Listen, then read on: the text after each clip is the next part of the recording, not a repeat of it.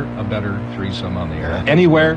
Halsey with his... Charlie can do Halsey. Give us a Halsey, little Charlie. Halsey, Charlie. I start coughing. Oh, my goodness. And he used to drink liquid once in a while. I think it was water or something. Yes. The elegant Ray Scott. He was part of that triumvirate on the air. Brother Hal was on CCO TV for a while as a sportscaster. Yeah, Ray did Green Bay. Yeah, he did. And he was a CBS play-by-play guy. And one of the very best. The very best. Oh, and that was a wonderful time. Remember, minimum of words. Thank you. That's exactly his hallmark. He never told you the obvious. Right, he just told you the information you needed to know. A man of few words because you didn't need. The words he spoke were important. They helped you understand what had just transpired on the field. He was a gentleman, too. Yeah. This was a time of coming together, a confluence of talent, and it all happened at CCO Radio. Dick Enroth did some sports there for a long time. Paul Giel came in and did some, too. He said Charlie and Raj back in the 60s. He said this. Back in the 50s, 60s. Yeah. He said, buy real estate. It's one thing that they can't recreate. Buy real estate.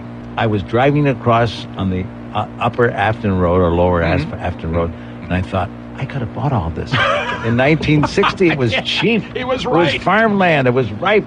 And now they've got beautiful residential areas. They call it Woodbury. Woodbury. Yeah, I could have owned that. Or Woodbury. If I'd listened to Dick Enroth.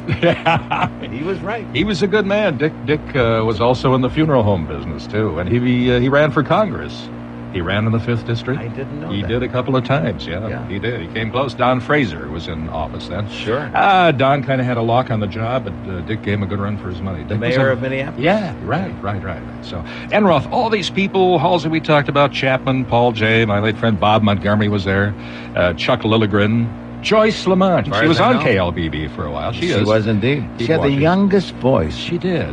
She could read potluck supper announcements, man, like nobody could. She was just a sweet lady, and DeHaven used to give her a heck of a time in the morning. Well, and Howard. Howard would play. Howard played the burlesque. The stripper song by David Rose. Yeah. Oh, Howard, stop that! It was great fun. It was really not scripted. Radio just as it happened. As it happened, you were like, and again, I told Roger, I don't know if you agree with this or not, a few decades ago, George, what do we have? Could we get the three of you combined to do a live ID? Yes, we can. This is AM 1220. KLBB. Stillwater, Minnesota. Thank you. Now we're legal, Dan. We can go on. I was going to ask you about this phenomenon. You might have remembered I worked for Stan Hubbard for a long time. Great guy. He never offered us a job. He did. And I auditioned. Did you audition at I auditioned for him when I was... This is the older fellow, the founding father, I would guess. What did he say to you, Raj, when you did your audition? He said, keep working out there, and maybe someday. Maybe someday. I auditioned for him, too. Did you really, Charlie? Yeah, 1956, 7, something like that. Why didn't they give you the job? That's what I keep asking Stan. One thing that surprised me very, very much was Steve Cannon's joining CCO Radio. I worked with Steve. I worked in the newsroom. His show started at 5 a.m., and the newsroom was en route to the studio upstairs. His theme would be playing, his engineer, the late Willie Hartho, a sweet man. The theme would be on, there'd be no Steve Cannon. The dogs were barking. The theme was going. It ran out, a segue into commercial, and suddenly Cannon was sort of loping down the hall about 5:10 in the morning. With his paper bag. With his paper bag full of newspapers and stuff, and beefing and moaning and upstairs. He just put on a brilliant show with all of his alter egos. It was unbelievable. We had to hose out the studio when he finished his shift. It was just so full of stuff. I'm sure it was at CCO too. Sure. But he was the anti-CCO. I was surprised. I'm glad CCO picked him up. But here are you guys, non-offensive, good neighbor to the Northwest, nicely rounded corners. Here is this guy with attitude in your face. Phil Lewis had the grousing vision. all the time. That's right. Exactly. This was so counterintuitive. I couldn't believe the CCO hired him. But they did, and it worked. I thought he would alienate everybody in your audience 3 times over because he was brilliant. I loved his humor. He was. He vented, he carped, he kvetched. And you guys never did that. You kind of put We the never whole- kvetched. Never kvetched. I saw you kvetch once. It was on 7th Street, Charlie. I never kvetched. The police came and we dropped the charges. Okay, you kvetched once.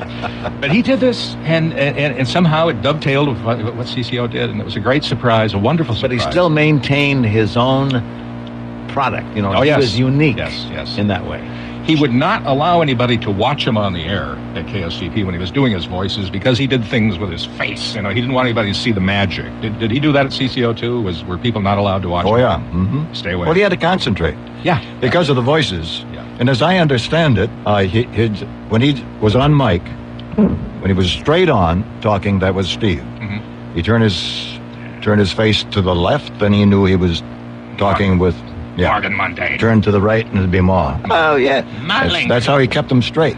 So he had to concentrate very hard. And people thought maybe he's a little snooty or something. It wasn't that at all. No, He had to really concentrate. Yeah. And he did a heck of a job. There's one Charlie still does a point of law in honor of. Charlie did that. Yeah. Point of law. You did some great stuff there, Charlie. That was a regularly sponsored regular feature at CCO in the afternoon. Syndicated around the country, Yeah. not by me, but by someone else. But You the did station, voice, yeah. The station wanted it to be broadcast locally, so they get local sponsors, and so they held an audition. So I copied the guy who did it, and did an impression of him, and I won the audition. Oh, well, sure. So then I did it for almost 40 years. Listening to you, I almost became a lawyer. Lucky for the legal profession, I didn't. Those were brilliant. I learned a lot of law from those pieces. They were really fun. good. They were fun. They were great. What else do you guys remember best and most about working there? So much fun besides the two of you. It's the people around there. The management had to be good. They had to give you a free run. So they did. We were talking about that the other day. They Yeah. often have, in radio stations, they have meetings. Every morning after the show. In the 50 years we worked together at CCO, never. Not one meeting, right? That's right. Never. We just did our thing. George, what's that great line you have about meetings? Remember that one? Meetings are where minutes are kept and hours wasted. I'm with you, George. I love it, huh? There's something to that. You had free artistic run. They trusted you like Dan trusts me. And sometimes he regrets. They never questioned us. Never questioned. No. You traveled a lot, those great trips to... Charlie, you led some of those tours to Hawaii. Hawaii, as you say.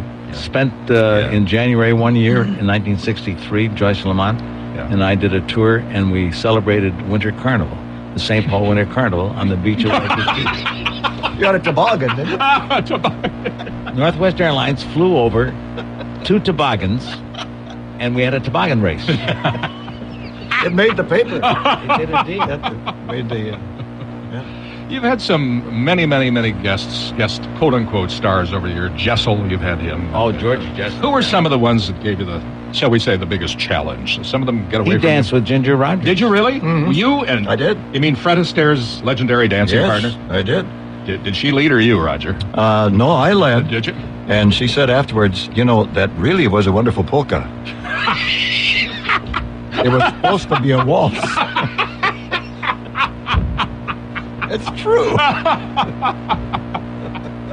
And I'll never forget the time I interviewed Jane Russell. And I'll bet you don't.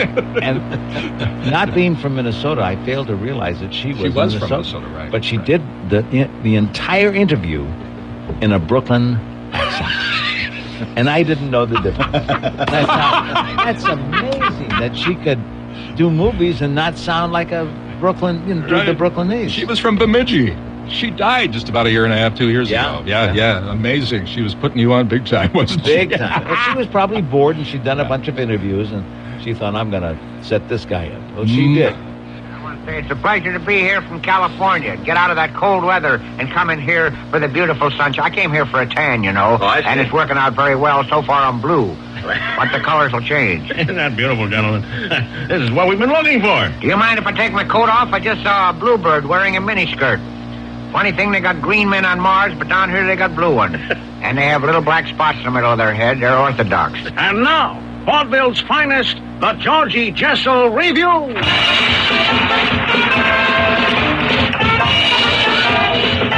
Yes, the Georgie Jessel Review from the beautiful Orpheum Theater in the heart of the Midwest center of show business, St. Paul, where the Mississippi flows gently past the capital city of the great state of Minnesota.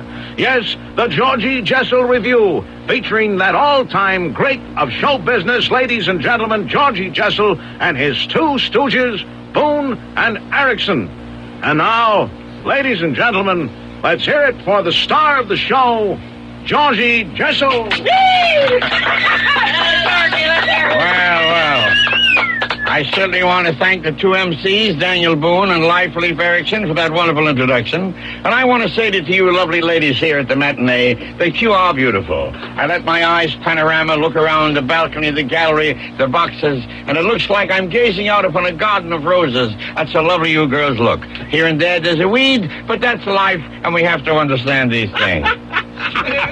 Speaking of weeds, Mr. Jessel, thank you very much. You know, he was, when we asked him if we could do this, and he said, okay, but we're not going to put it down, because that is something I insist on. This is a big thing in show business over the years, and shouldn't be made fun of. You can have me make fun of myself, but not.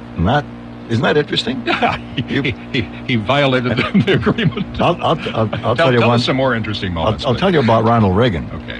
When he was coming to the Twin Cities, and he promised, when he was in office, of course, and he promised that he would do just one show, radio or television. Only one, that's it. One appearance. And so we thought, well, it's got to be WCCO, because it had the kind of affiliation with his radio station in Iowa, the main one. That's how he started. Yeah, that's right. So we thought, sure, it's going to be on WCCO radio. And we are going to be the ones who get them, Boone and Erickson. Well, coincidentally, at the same time, was who was the comedian who did the great impression of Reagan? Anyway, he coincidentally came to the station and was on our show. So we wrote a little bit for him about, doing Reagan. And it was like, you go to radio station, goes on and on like that. And we thought, we'll get Ronald Reagan to do the script. This would really be a big deal. He would have loved it. He would have. Rich Little. Thank you. Thank you. That's the guy. I'm glad I thought Rich of that. Little. Thank you. So, thanks, George. So it was great. Margaret got it. Thanks. So the next day, the announcement comes. He will be on with Dave Moore on television.